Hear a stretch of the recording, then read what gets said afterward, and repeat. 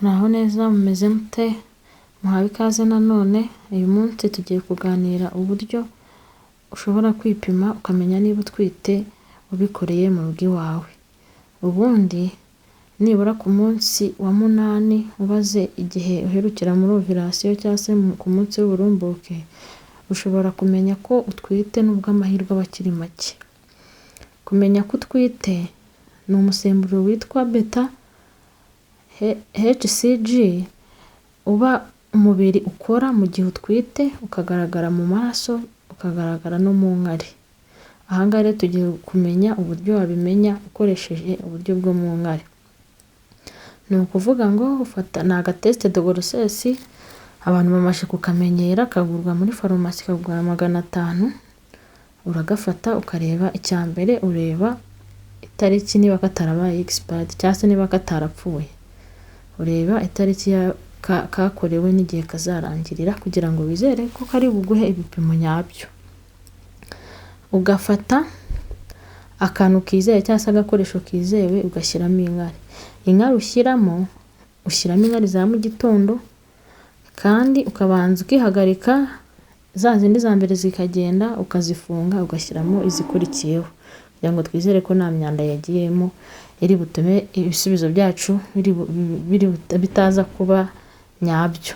Hanyuma ukagafata, hari ahantu handitse ngo max, handitseho max, ukagashyira muri rya cupa washyizemo inkari, nibura ukagashyiramo amasegonda 10. Amasegonda 10 yashira ukagakuramo ukagashyira ahantu, ukareba ibisubizo uko biri bugende. Ibisubizo byizewe biboneka nibura mu minota 10.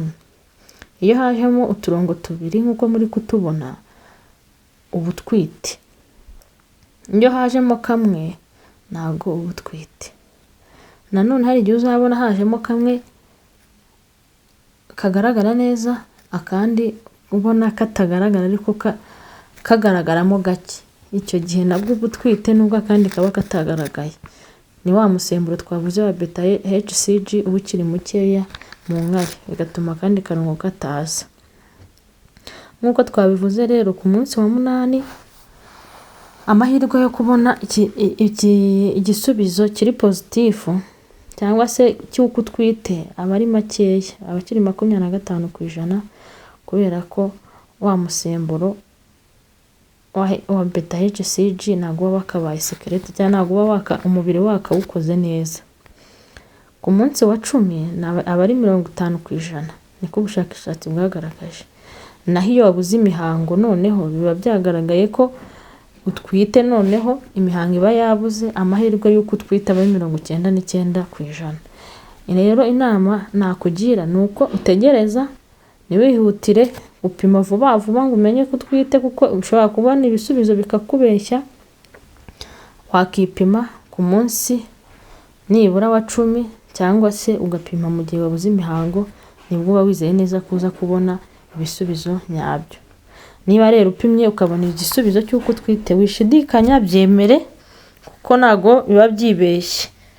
Niba ubonye igisubizo kiri negatifu, ntago utwite, ntago ugomba gusubiramo. Mu gihe wabikoze koko muri ya minsi yageze, nibura iminsi 10, ukabona igisubizo kiri negatifu cy'uko udatwite, ntago utwite nyine. Hari ikindi gisubizo kijya kiboneka, nuboneho uturongo akarongo na kamwe. Iyo utabonye akarongo na kamwe, bivuze ngo uba wapimye nabi, cyangwa hagiyeho indi myanda, cyangwa iyo teste de grossesse yawe yarapfuye. Ugomba gusubiramo, ariko ugakoresha kandi gateste de grossesse, ntabwo ukoresha kandi wakoresheje. Ugomba kugura kandi ukongera ukabikora nka kwa kundi twabibonye, ntabwo ukoresha ako wakoresheje. Rero kuba usanzwe utwite ntabwo ari byo bituma uhita wemeza ko umwana wawe ari muzima. Kiba gikurikiyeho ni ukujya guca muri ecography cyangwa se mu cyuma, ukamenya koko niba utwite umwana muzima cyangwa umwana nyamwana. Kuko bijya bibaho ko ya beta HCG wa musemburo twavuze uba uri mu nkari no mu maraso, ariko ukaba utwite nk'inyuma y'umura, cyo twita ectopic pregnancy, cyangwa ukaba utwise inda y'urubura itazavamo umwana, cyangwa ukabona twite igi ritari irihuri, nako igi ry'irihuri ritazavamo umwana, kandi wa musemburo n'umundi wa beta HCG warakozwe n'umubiri, ariko n'ubundi ugasanga ntabwo utwite inda izagira ikivamo cyangwa se inda itazavamo umwana. Niyo mpamvu rero nibura ku byumweru 8 ugomba kujya gukoresha ecography ukareba niba koko umwana wameze neza. Hari na ecography zishobora kubibona hagati y'ibyumweru 4 na 6 za ecography bacisha mu gitsina, zibona umwana kandi zikamubona neza nibura mu byumweru 4 n'ibyumweru 6, zikamenya neza ko umwana azavamo umwana cyangwa se iyo nda izakomeza gukura nta mpungenge nta bibazo. Mwakoze rero, nizere ko umuntu wese wakurikiranye ikiganiro azabasha kwipima yibereye mu rugo akamenya niba atwite, kandi yabona ko atwite akihutira kujya guca muri ecography kugira ngo amenye uko umwana we ahagaze. Murakoze. Ko umwana ari muzima, kiba gikurikiyeho ni ukujya guca muri ecography cyangwa se mu cyuma ukamenya koko niba utwite umwana muzima cyangwa umwana nyamwana, kuko bijya bibaho ko ya beta HCG wa musemburo twavuze uba uri mu nka ari no mu maraso, ariko ukaba utwite nk'inyuma y'umura, cyo twita ectopic pregnancy, cyangwa ukaba utwise inda y'urubura itazavamo umwana, cyangwa ukaba unatwite igi ritari irihuri, nako igi ry'irihuri ritazavamo umwana, kandi wa musemburo n'umundi wa beta HCG warakozwe n'umubiri, ariko n'ubundi ugasanga ntabwo utwite inda izagira ikivamo cyangwa se inda itazavamo umwana. Niyo mpamvu rero nibura ku byumweru 8 ugomba kujya gukoresha ecography ukareba niba koko umwana wameze neza.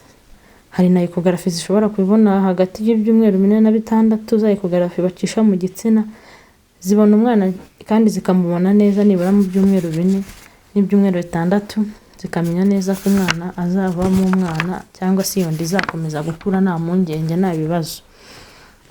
Mwakoze rero, nizere ko umuntu wese wakurikiranye ikiganiro azabasha kwipima yibereye mu rugo akamenya niba atwite, kandi yabona ko atwite akihutira kujya guca muri ecography kugira ngo amenye uko umwana we ahagaze. Murakoze.